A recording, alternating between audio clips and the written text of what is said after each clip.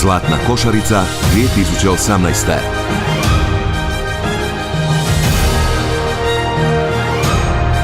Društveni događaj godine FMCG i retail industrije.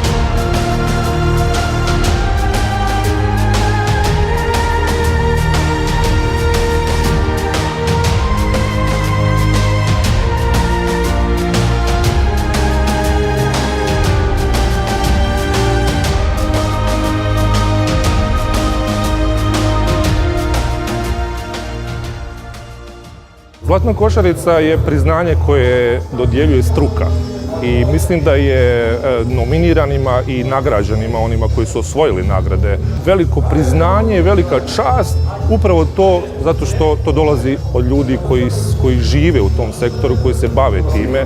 Pa ovo nam je veliko priznanje da idemo u dobrom smjeru i kompletno i sa ovim zadnjim projektom da smo zaokružili jednu priču gdje imamo kompletnu sljedivost i čitavi krug zaokružen i sve na jednom mjestu unutar 90 km i jako nam puno to znači, pogotovo ta kategorija za proizvođača godine, jer mi jesmo proizvodna industrija, tako da nam to jako puno znači. Najlakše je poslati materijale i gle, ajde sad ću se ja nominirati. Treba stajati, radi rezultat ljudi iza toga. To je najbitnije. Mislim, mi smo prepoznali ove godine da idemo u nominaciju jer smo imali rezultat iza sebe.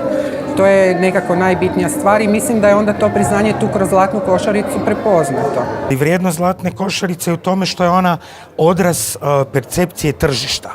Ona je odraz prepoznatljivosti u očima potrošača. Dakle, ovo je nagrada koja i priznanje koje je kreirano od samih potrošača. Ova manifestacija je odlična zato što svima nama, tvrtkama koji ovdje sudjelujemo, omogućuje da budemo još bolji, da se usmjerimo prema budućnosti i optimiziramo svoje poslovanje i dovedemo na jednu višu razinu. Mi se možemo s tim i mi se s tim hvalimo. Hvalili smo se prije 3 godine, mi kad god idemo na neku prezentaciju kažemo mi smo i osvojili Zlatnu košaricu i bili smo tehnološki dobavljač godine i to nam daje jednu dodatnu vrijednost. Gušt mi je uvijek biti dijelom neke dodjele nagrade kada se nagrađuju najbolji među recimo jednakima. Ovdje je sve lijepo posloženo i napravljeno po kategorijama i zapravo u svakoj kategoriji imaš ljude koji se bave sličnim istim poslom i zapravo su svi međusobno konkurencija, a ovdje jedni drugima plješću. Zašto? Zato što se slavi njihova izvrsnost. I to je ovima koji možda nisu dobili Zlatnu košaricu podstreh i motivacija da budu bolji oni druge godine, ali će svejedno zapljeskati. A ovima koji su dobili nagradu jedan prekrasan ukras na polici i motivacija da i dalje nastavi biti jednako izvrsni. I super je biti dijelom takve stvari.